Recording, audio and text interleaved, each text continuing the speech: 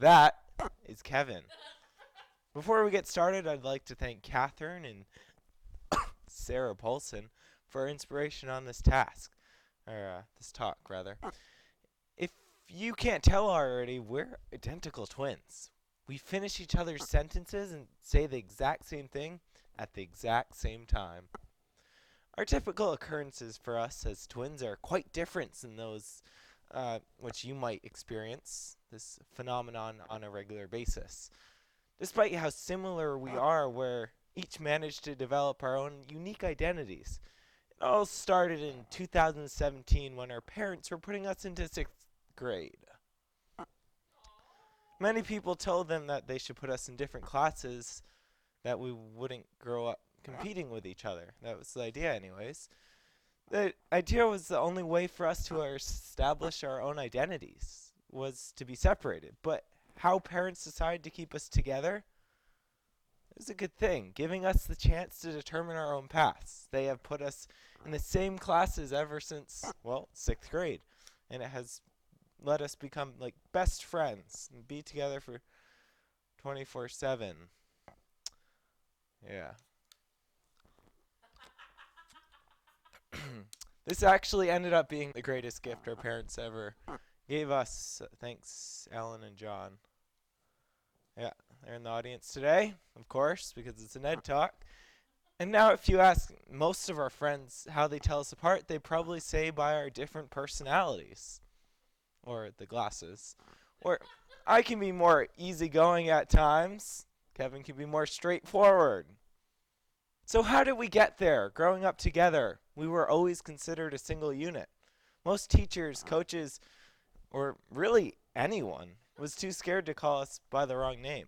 They refer us as Lucy instead of our own names. So the big question is, how did two people with the exact same DNA who grew up doing everything together become so independent and unique in who they are? I don't know if that's true, but I believe there are two major aspects that factor in truly forming your own individual identity. The first is the people you surround yourself with, and the second is how you respond to life experiences. Ever since we were little, Curious George episodes would give us all sorts of life advice, but the advice that seemed to repeat the most, no matter what stage of life, was to always surround yourself by good people. We realized this was so important because the people you surround yourself with are the ones that influence you the most, whether it's what you do on the weekends or what you're going to talk about or what your priorities are or any decision really that you choose to make. We both play music and that's one of our priorities now. We love to play and it's influenced each other so much. This takes the form of practicing extra on weekends or making sacrifices for other activities.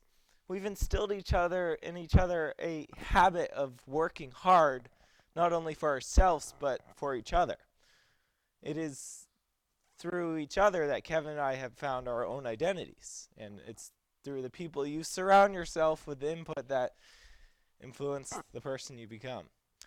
These are the people who know you and most and share who you are. They know what you hold dear and keep in check in times of stress or change. Since Kevin and I have always become so unbelievably close, we know each other so well and are able to bring out the best in each other. He warns me when I'm procrastinating too much, which was literally this presentation, because I did this last night, when I should really start working. And I tell him when he's worrying too much about something, he should really just relax. Just to go off on a tangent, that's a brain and that's a heart. I'll let you figure it out on your own. Just thought I'd point that out. Growing up together, we hold each other accountable for who we are. We compete not to bring each other down, but to lift each other up, to be very cliche.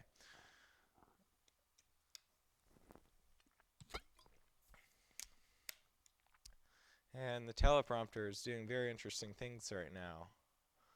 All these aspects we've learned from growing up together haven't instinctively transferred into how we treat each other. So we genuinely care about the well-being of others because we've seen how special it is to see how good it is to have a best friend around.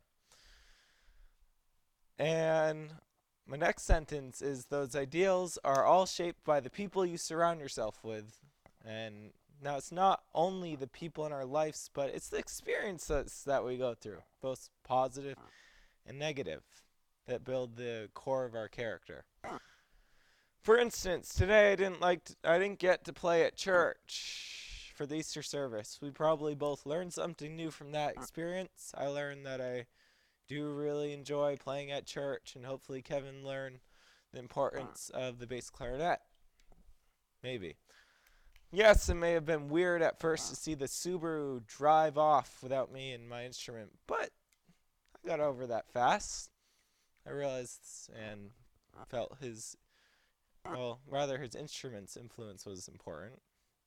I learned that when you go through small hindrances in your life, you're faced with a choice to choose, and you can choose a choice that will negatively consume you, or you take it as a challenge and become an even stronger version of yourself.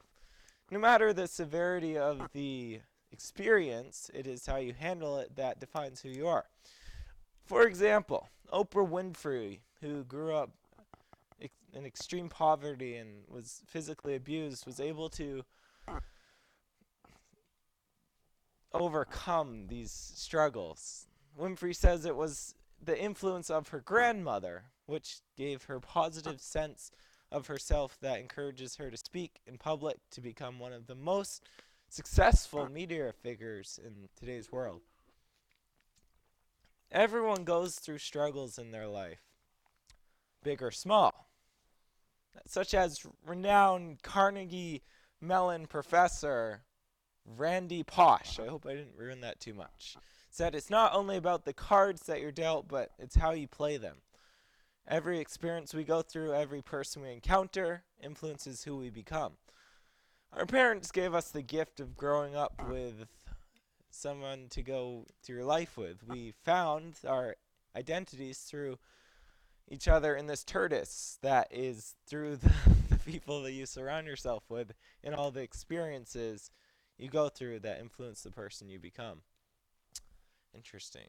Our parents gave us the gift of growing up with someone to go through life with. We found our identities through each other, yada yada. Next slide. I wouldn't be the person I am today without Kevin, and I know the same goes for him. Maybe. So what experiences have changed you? Who do you surround yourself with?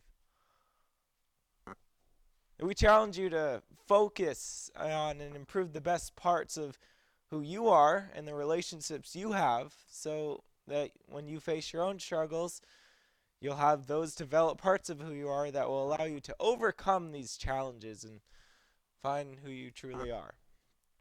Thank you.